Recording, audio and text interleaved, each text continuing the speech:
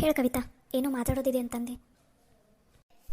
ಅದು ಸರಿತಾ, ನಿಮ್ಮ ಡ್ಯಾಡಿ ಏನಾದರೂ ನಿನಗೆ ಕಾಲ್ ಮಾಡಿ ಏನಾದರೂ ಮಾತಾಡಿದ್ರಾ? ಅಯ್ಯೋ ಅಲ್ಲ ಕವಿತಾ, ಇದೇನು ಹೊಸ ವಿಷಯ ಕೇಳ್ತಾ ಇದೆಯಾ? ನಮ್ಮ ಡ್ಯಾಡಿ ನನಗೆ ದಿನ ಕಾಲ್ ಮಾಡ್ತಾರೆ, ದಿನ ಮಾತಾಡ್ತಾರೆ. ಇಲ್ಲಾಂದ್ರೆ ನಾನು ನಮ್ಮ ಡ್ಯಾಡಿ ಕಾಲ್ ಮಾಡ್ತೀನಿ, ದಿನ ಮಾತಾಡ್ತೀನಿ, ಅದರಲ್ಲಿ ಏನಿದೆ?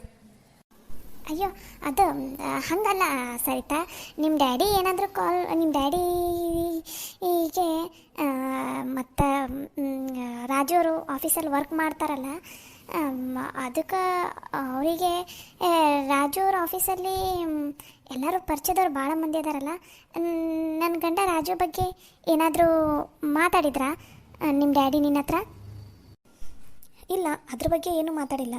ಅಲ್ಲ, ನಮ್ಮ ಡ್ಯಾಡಿ ಯಾಕೆ ನಿನ್ನ ಗಂಡನ ಬಗ್ಗೆ ನನ್ನ ಹತ್ರ ಮಾತಾಡ್ತಾರ? ಇಲ್ಲ ಬಿಡು, ಏನೂ ಮಾತಾಡಿಲ್ಲ. ಯಾಕೆ ಇದನ್ನೆಲ್ಲ ಕೇಳ್ತಾ ಇದೆಯಾ? ಯಾಕೆ ನಿನ್ನ ಮಾತು ನೋಡಿದರೆ ರಾಜು ಅವ್ರು ಯಾವುದೋ ಸಮಸ್ಯೆಯಲ್ಲಿ ಸಿಕ್ಕಾಕೊಂಡಿದ್ದಾರಂತ ಅನ್ಸುತ್ತಾ? ಚೇಚೆ, ಹಾಗೇನಿಲ್ಲ, ಅವ್ರು ಯಾವ ಸಮಸ್ಯೆನಲ್ಲೂ ಸಿಕ್ಕಾಕೊಂಡಿಲ್ಲ. ಅಲ್ಲ, ನಿಮ್ಮ ಡ್ಯಾಡಿ ಏನಾದರೂ ಹೇಳಿದ್ರಾ ರಾಜು ಅವರು ಆಫೀಸಲ್ಲಿ ಹೆಂಗೆ ವರ್ಕ್ ಮಾಡ್ತಾರೆ, ಹೆಂಗೆ ಅದಾರ, ಅಲ್ಲಿ ಆಫೀಸ್ನಲ್ಲಿರೋರೆಲ್ಲರೂ ರಾಜು ಅವರಿಗೆ ಭಾಳ ಗೌರವ ಕೊಡ್ತಾರಂತ, ಎಷ್ಟು ರೆಸ್ಪೆಕ್ಟ್ ಕೊಟ್ಟು ಮಾತಾಡ್ತಾರಂತ. ಆಮೇಲೆ ಅವ್ರ ಬಾಸ್ ಎಲ್ಲ ಹೊಗಳ್ತಾ ಇರ್ತಾರಂತ, ರಾಜು ಅವರಿಗೆ ಎಷ್ಟು ಹಾರ್ಡ್ ವರ್ಕರ್ ಅದೀರಿ ನೀವು, ಎಷ್ಟು ಚೆನ್ನಾಗಿ ಕೆಲಸ ಮಾಡ್ತೀರಿ ನೀವು ಅಂತ ಎಲ್ಲ ಹೊಗಳ್ತಾ ಇರ್ತಾರಂತ. ಸೊ ಹಾಗಾಗಿ ನಿಮ್ಮ ಡ್ಯಾಡಿ ಹತ್ರ ಏನಾದರೂ ಹೊಗಳಿದಾರಾ, ಅದನ್ನೇನಾದರೂ ನಿನ್ನ ಹತ್ರ ಹೇಳಿದಾರಾ ಅಂತ ಕೇಳಿದ್ದು ಅಷ್ಟೇ. ಇಲ್ಲ ಬಿಡು ಕವಿತಾ, ಹಾಗೇನೂ ಕೇಳಿಲ್ಲ. ನಾನು ನಮ್ಮ ಡ್ಯಾಡಿ ಮಾತಾಡೋದು ನಮ್ಮ ಬಿಸ್ನೆಸ್ಸಿಂದ ಮ್ಯಾಟ್ರ್ ಅಷ್ಟೇ. ಅದನ್ನು ಬಿಟ್ಟರೆ ನಾನು ಹೆಂಗಿದ್ದೀನಿ, ಏನಾಗ್ತಾಯಿದೆ, ಏನು ನಡೀತಾ ಇದೆ, ಏನು ತಿಂದೆಮ್ಮ, ಏನು ಉಂಡು, ಆರೋಗ್ಯ ಹೆಂಗಿದೆ ಅಂತ ಇದ್ರ ಬಗ್ಗೆ ಮಾತಾಡ್ತೀವಪ್ಪ ಅಷ್ಟೇ. ನೀನು ಇಷ್ಟೆಲ್ಲ ಕೇಳಿದೆ ಅಂತಂದಮೇಲೆ ಇವತ್ತೇ ಡ್ಯಾಡಿ ಹತ್ರ ಮಾತಾಡ್ತೀನಿ ತಗೋ. ರಾಜು ಅವರು ನಿನಗೆ ಪರಿಚಯ ಇದ್ದಾರಾ ಡ್ಯಾಡಿ? ಈ ಕವಿತಾ ಅವ್ರ ಹಸ್ಬೆಂಡು ಅವ್ರು ಹೆಂಗೆ ಕೆಲಸ ಮಾಡ್ತಾರೆ, ಹೆಂಗಿದ್ದಾರೆ ಆಫೀಸಲ್ಲೆಲ್ಲ ಅಂತ ಕೇಳ್ತೀನಿ ತಗೋ ನಾನು ಇವತ್ತು. ಅಯ್ಯೋ ಸರಿತಾ, ಬೇಡ ಬೇಡ ಬೇಡ, ಈಗೇನು ಕೇಳೋದು ಬೇಡ, ಸದ್ಯಕ್ಕೆ ಏನು ಕೇಳೋದು ಬೇಡ, ಮತ್ತೆ ಯಾವಾಗಾದರೂ ಕೇಳಂತಿ ಅಂತ, ಸರಿನಾ? ಇವಾಗ ಸದ್ಯಕ್ಕೆ ನೀನು ಸುಮ್ಮನಿದ್ರೆ ಅಷ್ಟೇ ಸಾಕು, ಮತ್ತೆ ಯಾವಾಗಾದರೂ ನಿಮ್ಮ ಡ್ಯಾಡಿ ಹತ್ರ ಕೇಳಂತಿ ಅಂತ, ಓಕೆನಾ? ಸರಿ ಆಯಿತು. ಸರಿತಾ, ನಿನ್ನ ಹತ್ರ ಒಂದು 10 ಲ್ಯಾಕ್ ಇದ್ದರೆ ನನಗೆ ಹಾಕ್ತೀಯಾ? ನನಗೊಂದು ಸ್ವಲ್ಪ ಅರ್ಜೆಂಟ್ ಅಮೌಂಟ್ ಬೇಕಾಗಿತ್ತು. ಏನು 10 ಲ್ಯಾಕಾ? ಎದಕ್ಕೆ ಬೇಕು ಇವಾಗ ನಿನಗೆ 10 ಲ್ಯಾಕ್? ಅಷ್ಟಕ್ಕೂ ಅಂಥ ಖರ್ಚೇನಿದೆ ಇವಾಗ?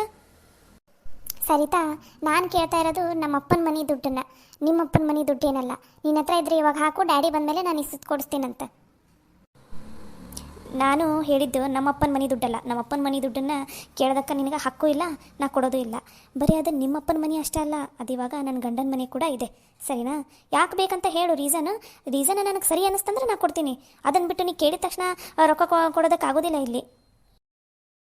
ನೋಡಿ ಸರಿತಾ, ನನಗಿವಾಗ ಎಮರ್ಜೆನ್ಸಿ 10 ಲಕ್ಷ ರೂಪಾಯಿ ಅಮೌಂಟ್ ಬೇಕಾಗಿದೆ. ನನಗೆ ನಂದು ಏನೋ ಪರ್ಸ್ನಲ್ ಯಾವುದೋ ಒಂದು ಖರ್ಚಿಗೆ ಬೇಕಾಗಿದೆ, ನನಗೆ ಇವಾಗ ಬೇಕು. ಹಾಗೆ ನನ್ನ ಫ್ರೆಂಡ್ ಹತ್ರ ಅವಾಗ 1-2 ಲಕ್ಷ ರೂಪಾಯಿ ಲೋನ್ ಇಸ್ಕೊಂಡಿದ್ದೆ, ಅದನ್ನು ಕೊಡೋದನ್ನೇ ಮರ್ತು ಬಿಟ್ಟಿದ್ದೀನಿ, ಇವಾಗ ಕೊಡಬೇಕು. ಅದು ಅಲ್ಲದೆ ನನ್ನ ಹತ್ರ ಅಮೌಂಟ್ ಕೂಡ ಜಾಸ್ತಿ ಇಲ್ಲ. ಡ್ಯಾಡಿ ಹೇಗೋ ಇರ್ತಾರಲ್ಲ, ಅವ್ರ ಹತ್ರ ಹಾಕ್ಸ್ಕೊಂಡ್ರೆ ಆಯಿತು ಅಂತ ನಾನು ಸುಮ್ಮನೆ ಇದ್ದೆ. ಅದಕ್ಕೋಸ್ಕರ ಕೇಳ್ತಾ ಇದ್ದೀನಿ. ನನಗೆ 10 ಲ್ಯಾಕ್ ಬೇಕು, ಇವಾಗಲೇ ನನಗೆ ಅಮೌಂಟನ್ನು ಟ್ರಾನ್ಸ್ಫರ್ ಮಾಡು. ಹಲೋ ಕವಿತಾ, ನೀನು ಕೇಳಿದ ತಕ್ಷಣ ಇಲ್ಲಿ ಅಮೌಂಟ್ ಟ್ರಾನ್ಸ್ಫರ್ ಮಾಡೋದಕ್ಕಾಗೋದಿಲ್ಲ. ಅಷ್ಟಕ್ಕೂ 10 ಲಕ್ಷ ಅಮೌಂಟನ್ನು ಒಂದೇ ದಿನದಲ್ಲಿ ಒಮ್ಮೆಗೆ ಟ್ರಾನ್ಸ್ಫರ್ ಮಾಡೋದಕ್ಕೂ ಬರೋದಿಲ್ಲ. ಅದು ಗೊತ್ತಿದೆ ತಾನೇ ರೂಲ್ಸ್?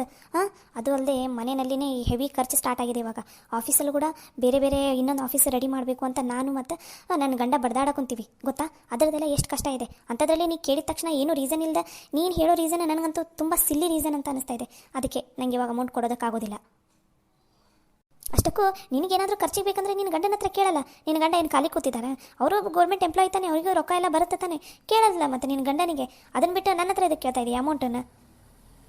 ಹಲೋ, ನಾನು ರೊಕ್ಕನ ನನ್ನ ಗಂಡನ ಹತ್ರನೇ ಕೇಳ್ತೀನಿ ನನ್ನ ಖರ್ಚಿಗೆ, ನಿನ್ನ ಹತ್ರ ಏನು ಕೇಳ್ತಾ ಇಲ್ಲ. ನಾನು ಇವಾಗ ಕೇಳ್ತಾ ಇರೋದು ನಮ್ಮ ಡ್ಯಾಡಿ ಅಮೌಂಟನ್ನು. ನಮ್ಮ ಡ್ಯಾಡಿ ಅಕೌಂಟಲ್ಲಿ ಅಮೌಂಟ್ ಇದೆಯಲ್ಲ, ಅದನ್ನು ನನಗೆ ಇಮಿಡಿಯೇಟಾಗಿ ನನ್ನ ಅಕೌಂಟಿಗೆ ಟ್ರಾನ್ಸ್ಫರ್ ಮಾಡು. ಡ್ಯಾಡಿ ಬಂದ ತಕ್ಷಣ ನಾನು ಹೇಳ್ತೀನಿ, ಇದು ನಮ್ಮ ಡ್ಯಾಡಿಗೆ ನನಗೆ ಸಂಬಂಧಪಟ್ಟಿರೋ ವಿಷಯ, ನೀನು ಇದರಲ್ಲಿ ತಲೆ ಹಾಕೋದಕ್ಕೆ ಹೋಗಬೇಡ. ಇವಾಗ ಮನೆಯಲ್ಲಿ ಎಲ್ಲ ಜವಾಬ್ದಾರಿನ ನಾನೇ ತೊಗೊಂಡಿದ್ದೀನಿ. 1 ರೂಪಾಯಿ ಅಲ್ಲಿಂದ ಇಲ್ಲಿ ಹೋಗ್ಬೇಕಂದ್ರೂ ಅದ್ರ ಲೆಕ್ಕಾಚಾರ ನನಗೆ ಬೇಕೇ ಬೇಕು. ನೀನು ಕರೆಕ್ಟ್ ರೀಸನ್ ಕೊಡು, 10 ಲಕ್ಷ ರೂಪಾಯಿ ನಿನಗೆ ಎದಕ್ಕೆ ಬೇಕು ಅಂತ, ನಾನು ಅವಾಗ ಹಾಕ್ತೀನಿ. ಅದನ್ನು ಬಿಟ್ಟು ಸುಮ್ಮನೆ ಸಿಲಿಯಾಗಿ ಅವ್ರ ಹತ್ರ ಸಾಲ ಮಾಡಿದ್ದೆ, ಇವ್ರ ಹತ್ರ ಸಾಲ ಮಾಡಿದ್ದೆ, ಅವ್ರಿಗೆ ಕೊಡಬೇಕು ಇವ್ರಿಗೆ ಕೊಡಬೇಕು ಅಂತ ಏನೇನೋ ಹೇಳಿ ಅಮೌಂಟ್ ಹಾಕ್ಸ್ಕೊಬೇಡ. ಅಷ್ಟಕ್ಕೂ 10 ಲಕ್ಷ ರೂಪಾಯಿ ದುಡಿಯೋದು ಎಷ್ಟು ಕಷ್ಟ ಅನ್ನೋದು ನಿನಗೆ ಗೊತ್ತಿದೆನಾ? ಒಂದು ದಿನನಾದರೂ ಕಷ್ಟಪಟ್ಟು ದುಡಿದು ನೋಡು, 100 ರೂಪಾಯಿನಾದರೂ, ಅವಾಗ ಗೊತ್ತಾಗುತ್ತೆ ನಿನಗೆ ದುಡ್ಡಿನ ಬೆಲೆ ಏನು ಅಂತ. ನಿಮ್ಮ ಅಪ್ಪನ ಮನೆ ದುಡ್ಡನ್ನು ನಿನಗೆ ಕೊಡೋದ್ರಲ್ಲಿ ನನಗೇನು ಸಮಸ್ಯೆ ಇಲ್ಲ. ಆದ್ರೆ ನೀನೊಂದು ಕರೆಕ್ಟ್ ರೀಸನ್ ಹೇಳಿದೆ ಅಂದರೆ ನಾನು ಕೊಡ್ತೀನಿ. ಅದನ್ನು ಬಿಟ್ಟು ನೀನು ಕೇಳಿದ ತಕ್ಷಣ 10 ಲಕ್ಷ ರೂಪಾಯಿ ಹಾಕೋದಕ್ಕೆ ಇಲ್ಲಿ ಆಗೋದಿಲ್ಲ. ಅಂದರೆ ನೀನು ಇವಾಗ ನನಗೆ 10 ಲಕ್ಷ ರೂಪಾಯಿ ಕೊಡೋದಿಲ್ಲ? ನೀನು ಕರೆಕ್ಟ್ ರೀಸನ್ ಹೇಳೋವರೆಗೂ ನಾನು ನಿನಗೆ 1 ರೂಪಾಯಿನೂ ಕೊಡೋದಿಲ್ಲ. ಸರಿ, ಹಾಗಾದರೆ ನನ್ನ ಡ್ಯಾಡಿ ಫೋನ್ ನಂಬರ್ ಕೊಡು. ಇಲ್ಲ ಅಲ್ಲಿ ಯಾರಾದರೂ ಇದ್ದರೆ ಒಬ್ಬರು ಕಾಂಟ್ಯಾಕ್ಟ್ ಮಾಡೋದಕ್ಕೆ ನಂಗೆ ನಂಬರ್ ಕೊಡು. ನಾನು ನಮ್ಮ ಡ್ಯಾಡಿನೇ ಕಾಂಟ್ಯಾಕ್ಟ್ ಮಾಡ್ತೀನಿ. ನಿಮ್ಮ ಡ್ಯಾಡಿ ಹತ್ರ ಫೋನ್ ಇದೆ, ಬಟ್ ಅವ್ರು ಹೋಗಿರೋ ಜಾಗದಲ್ಲೆಲ್ಲ ನೆಟ್ವರ್ಕ್ ಇಲ್ಲ. ಅದಕ್ಕೆ ನಾನೇನು ಮಾಡೋದಕ್ಕಾಗುತ್ತೆ? ಅಲ್ಲಿ ಮತ್ತೆ ಯಾರೋ ನಂಬರ್ ನನ್ನ ಹತ್ರ ಇಲ್ಲ. ಸರಿತಾ, ನನಗೆ ಸುಮ್ಮನೆ ಸಿಟ್ಟು ತರಿಸ್ಬೇಡ ನೀನು. ಸುಮ್ಮನೆ ನನಗೆ ಅಮೌಂಟ್ ಟ್ರಾನ್ಸ್ಫರ್ ಮಾಡು. ಇಲ್ಲ ಅಂದರೆ ನಾನು ಅಣ್ಣನ ಹತ್ರ ಕಂಪ್ಲೇಂಟ್ ಮಾಡ್ತೀನಿ ನೋಡು. ಏನು ಹೆದರಿಸ್ತಾ ಇದೆಯಾ? ಇಲ್ಲ, ವಾರ್ನ್ ಮಾಡ್ತಾ ಇದ್ದೀನಿ. ಹೇಳ್ಕೊ ಹೋಗಲ್ಲ ನಿಮ್ಮ ಅಣ್ಣನ ಹತ್ರ ನಾನೇನಾದರೂ ಬೇಡ ಅಂತ ಅಂದಿದ್ದೀನ? ಸರಿ ಹೇಳು, ನಿಮ್ಮ ಅಣ್ಣ ಬಂದು ನನಗೆ ಕೇಳಿ ಅವಾಗ ನಾನು ಹೇಳ್ತೀನಿ. ಕರೆಕ್ಟ್ ರೀಸನ್ ಹೇಳ್ತಾ ಇಲ್ಲ ನಿಮ್ಮ ತಂಗಿ. ಅಂಥದ್ರಲ್ಲಿ 1 ಲಕ್ಷ ಎಲ್ಲ ಏನಲ್ಲ, 10 ಲಕ್ಷ ಎಲ್ಲಿಂದ ಕೊಡಲಿ ನಾನು ಅಂತ ನಾನು ಮಾತಾಡ್ತೀನಿ. ಸರಿ ಹೇಳು ನಿಮ್ಮ ಅಣ್ಣನ ಹತ್ರ. ನನಗೆ ಗೊತ್ತಿದೆ ನಿಮ್ಮ ಅಣ್ಣನ ಹತ್ರ ಏನು ಮಾತಾಡಬೇಕು ಏನು ಬಿಡಬೇಕು ಅಂತ. ನಮ್ಮಪ್ಪನ ಮನೆ ದುಡ್ಡನ್ನ ನನಗೆ ಕೊಡೋದಕ್ಕೆ ಎಷ್ಟು ಸೊಕ್ಕು ನಿನಗೆ. ನೋಡ್ತಿರು, ನಮ್ಮ ಡ್ಯಾಡಿ ಮಮ್ಮಿ ಬರಲಿ, ನಿನ್ನ ಆ ಮನೆಯಿಂದ ಹೊರಗಡೆ ಹಾಕೊಂಡ್ ಮಾಡಲಿಲ್ಲ ನೋಡ್ತಿರು.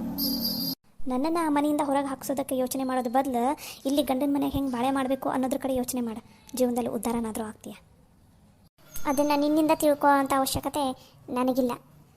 ತಿಳ್ಕೊಳ್ಳೋ ಅಂಥ ಅವಶ್ಯಕತೆ ಬಂದಿದ್ದಕ್ಕೆ ನಾನು ಹೇಳಿದ್ದು. ಸುಮ್ಮನೆ ಏನು ಹೇಳಕ್ಕೆ ನನಗೇನು ಹುಚ್ಚಲ್ಲ. ನೋಡು ಕವಿತಾ, ನಾನು ಮಾತ್ರ 1 ರೂಪಾಯಿ ಕೊಡೋದಿಲ್ಲ. ಹಂಗೆ ನನ್ನ ಗಂಡನ ಕೈಯಿಂದನೂ ನಿನಗೆ 1 ರೂಪಾಯಿ ಕೊಡ್ಸಂಗಿಲ್ಲ. ನೀ ಕರೆಕ್ಟ್ ರೀಸನ್ ಹೇಳು, ಏನು ಎದಕ್ಕೆ ಬೇಕು ಅನ್ನೋದನ್ನು ಹೇಳು.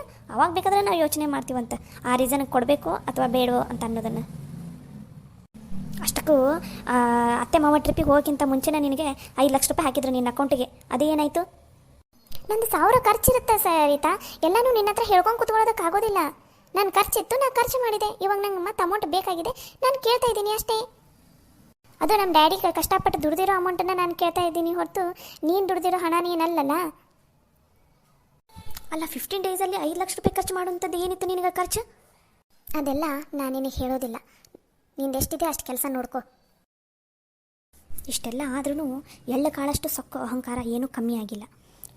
ಹುಡುಕ್ರಿ ಗಂಡ ಹೆಂಡತಿ ಅದೆಷ್ಟು ದುಡ್ಡು ಹೊಂದಿಸೋದಕ್ಕೆ ಟ್ರೈ ಮಾಡ್ತೀರಿ ಮಾಡ್ರಿ. ಅದು ಹೆಂಗೆ ದುಡ್ಡು ಹೊಂದಿಸ್ತೀರಿ ನಾನು ನೋಡಬಿಡ್ತೀನಿ.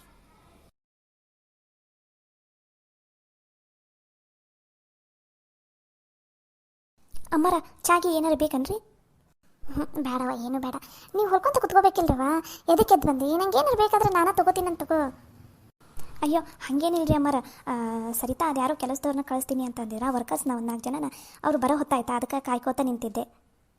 ಓ ಹೌದನೇ, ಚಲೋ ಆತು ಬಿಡು. ಇಲ್ಲ ಅಂದ್ರೆ ಪಾಪ ನಿಮ್ಮಿಬ್ಬರಿಗೆ ಭಾಳ ಕಷ್ಟ ಆಗೋದು. ಹ್ಞೂ ಬೇ ಅಮ್ಮ, 2 ದಿನದಿಂದ ನಿದ್ದೆನೇ ಮಾಡಿಲ್ಲಲ್ಲ ಸರಿಯಾಗಿ. ಕಣ್ಣೆಲ್ಲ ಉರಿಯಾಕೊಂತಾವೆ ನೋಡ್ರಿ. ಹಾಗಾಗಿ ಅವ್ರು 4 ಜನ ಬರ್ತಾರಂತ. ಅವ್ರು ವರ್ಕಿಂದ ಅದು ಹ್ಯಾಂಡ್ ವರ್ಕ್ ಏನೇನೈತಲ್ಲ ಅದನ್ನೆಲ್ಲ ಅವರ ಮಾಡ್ತಾರಂತ್ರಿ. ಹೊಲಿಯೋದಷ್ಟೇ ನಮ್ಮ ಕೆಲಸ ಈಗ. ಓ ಹೌದನವ. ಚಲೋ ಆತು ಬಿಡು, ಚಲೋ ಆತು. ಯಾವುದಕ್ಕಾರ ಒಂದು ಸಹಾಯಕ್ಕೆ ಬರಾಕೊಂತಾರಲ್ಲ, ಸಾಕು ಬಿಡತ್ತಾಗ. ಅಂದಂಗೆ ಸರಿತಾ ಇಲ್ಲದ ಇಟ್ಕೋಬೇಕಿಲ್ಲ ಇವತ್ತೊಂದಿನ. ಹ್ಞೂ ರೀ ಅಮ್ಮರ, ನಾನು ಲಲಿತಾ ಎಷ್ಟು ಹೇಳಿದ್ವಿ ಇರ ಇವತ್ತಂತಂದು. ಅದು ಅವ್ರದ್ದೇನೋ ಆಫೀಸ್ ಕೆಲಸ ಇದೆ ಅಂತ, ಮೀಟಿಂಗ್ ಎಲ್ಲ ಇದೆ ಅಂತ, ಹಾಗಾಗಿ ಹೋಗಲೇಬೇಕಂತ. ಅದಕ್ಕೋಸ್ಕರ ನಾನು ಹೋಗ್ತೀನಿ ಅಂತಂದು ಹೋದ್ರಿ ಅಮ್ಮರ. ಓ ಹೌದನವ, ಇರಲಿ ಬಿಡು. ಮತ್ತು ಅಕ್ಕಿದು ಭಾಳ ಕೆಲಸಕ್ಕೋ, ಮನೆ ಕೆಲಸ, ಆಫೀಸ್ ಕೆಲಸ ಎಲ್ಲನೂ ನೋಡ್ಕೋಬೇಕಲ್ಲ ಅಕ್ಕಿನೂ. ಹ್ಞೂ ರೀ ಅಮ್ಮರ, ಪಾಪ ಕೆಲಸ ಭಾಳ ಅಕ್ಕವಂದ್ರೂ ಎಲ್ಲನೂ ನಿಭಾಯಿಸ್ಕೊಂಡು ಹೋಗ್ಕಾಳ್ರಿ. ಮತ್ತು ಅವ್ರು ಬರ್ತಾರಂದ್ರೆ ಒಂದು ತಾಸರ ಒಂದು ಸ್ವಲ್ಪ ಅಡ್ಡಾರ ಬೀಳೋಗ್ರವ. ಬೆನ್ನ ನಡ ಎಲ್ಲ ನೋಸ್ತಿರ್ತೈತಿ. ಅಯ್ಯೋ ಇಲ್ಲ ರೀ ಅಮ್ಮರ, ಹೊಲಿಯೋದೈತ್ರಿ, ಹೊಲಿಬೇಕು. ಇವಾಗ ಕಂಟಿನ್ಯೂ ಕುತ್ಕೊಂಡು ಹೊಲಿದ್ವಿ ಅಂದ್ರೆ ರಾತ್ರಿ ಬೇಕಾರೆ ಇವತ್ತು ಮಲ್ಕೊಳಕ್ಕೆ ಬರುತ್ತಂತ ಪ್ಲ್ಯಾನ್ ಮಾಡಿರಿ. ಸರಿ ನಾವು ಆತು. ಕೊನೆ ಪಕ್ಷ ರಾತ್ರಿನಾರ ನಿದ್ದೆ ಮಾಡ್ರಿ, ಇಲ್ಲ ಆರೋಗ್ಯ ಎಲ್ಲ ಹಾಳಾಕೈತೆ ನೋಡ್ರಿ. ಸರಿ ಆಯ್ತು ಬೇಮ್ಮ, ನಾವು ಚಾಕ್ ಇಟ್ಕೊಂಡು ಹಾಕೊಂತೀವಿ. ನಿದ್ದೆ ಬಂದಂಗೆ ಹಾಕೊಂತೈತಿ. ನಿಮಗೂ ಒಂದು ಸ್ವಲ್ಪ ಇಡಂದಾರೆ ಅಮ್ಮರ? ನಿಮಗೂ ಇಟ್ಕೊಂಡು ಹಾಕೊಂತೀರೇನ? ಸರಿ ಹಂಗಾರ ನನಗೂ ಒಂದು ಕಪ್ ಚಹಾ ಮಾಡಿಬಿಡ್ರಿ. ಹಂಗೆ ಅವ್ರು ಯಾರೋ 4 ಜನ ಬರ್ತಾರಂತಂದಲ್ಲ, ಅವ್ರಿಗೂ ಸೇರಿಸಿ ಮಾಡಿಬಿಡ್ರಿ. ಬಂದ ತಕ್ಷಣ ಚಾಗಿ ಕುಡ್ದು ಕೆಲಸ ಚಾಲೂ ಮಾಡಲಿ. ಸರಿ ಆಯ್ತು ರೀ ಅಮ್ಮರ, ಹಂಗೆ ಮಾಡ್ತೀನಿ. ಹಾಯ್ ಎಲ್ಲರಿಗೂ ನಮಸ್ಕಾರ. ನಿಮ್ಮೆಲ್ಲರಿಗೂ ಅತ್ತೆಗೆ ತಕ್ಕ ಸೊಸೆ ಸ್ಟೋರಿ ಇಷ್ಟ ಆಗ್ತಾ ಇದೆ ಅಂತ ಅಂದ್ಕೊಂಡಿದ್ದೀನಿ. ಇಷ್ಟ ಆದರೆ ದಯವಿಟ್ಟು ವಿಡಿಯೋಸ್ಗೆ ಲೈಕ್ ಮಾಡಿರಿ, ಶೇರ್ ಮಾಡಿರಿ, ಕಮೆಂಟ್ ಮಾಡಿ, ಹಾಗೆ ಸಬ್ಸ್ಕ್ರೈಬ್ ಆಗಿ. ಮತ್ತು ಪಕ್ಕದಲ್ಲಿರೋ ಬೆಲ್ ಐಕನ್ ಮೇಲೆ ಕ್ಲಿಕ್ ಮಾಡಿ. ಇವಾಗ ಶ್ರಾವಣ ಎಲ್ಲ ಮನೆಯಲ್ಲಿ ಪೂಜೆ ಎಲ್ಲ ಭಾಳ ಇರುತ್ತೆ. ಕಂಟಿನ್ಯೂಸ್ ಆಗಿ ಒಂದು ತಪ್ಪಷ್ಟಿಗೆ ಒಂದು ಹಬ್ಬ ಎಲ್ಲ ಬರ್ತಾಯಿದೆ. ಅದಕ್ಕೋಸ್ಕರ ನನಗೆ ಕಾರ್ಟೂನ್ ಜಗತ್ತು ಚಾನಲ್ಗೆ ವೀಡಿಯೋಸ್ ಹಾಕೋದಕ್ಕೆ ಆಗ್ತಾಯಿಲ್ಲ. ದಯವಿಟ್ಟು ಸಾರಿ ಕೇಳ್ತಾ ಇದ್ದೀನಿ. ನನಗೆ ಟೈಮೇ ಸಿಗ್ತಾ ಇಲ್ಲ ವಿಡಿಯೋ ಮಾಡೋದಕ್ಕೆ. ಇದಕ್ಕೆ ಈ ಚಾನಲ್ಗೆ, ಫ್ಯಾನ್ಸ್ ಕಾರ್ಟೂನ್ ಚಾನಲ್ಗೆ 2 ವಿಡಿಯೋ ಮಾಡೋಕೋದೇ ಕಷ್ಟ ಆಗಿದೆ. ಅದಕ್ಕೆ ಈ ತಿಂಗಳು ಆಗೋದು ಡೌಟು. ನೆಕ್ಸ್ಟ್ ಮಂತಿಂದ ವಿಡಿಯೋ ಹಾಕೋದಕ್ಕೆ ಟ್ರೈ ಮಾಡ್ತೀನಿ. ನಮಸ್ಕಾರ.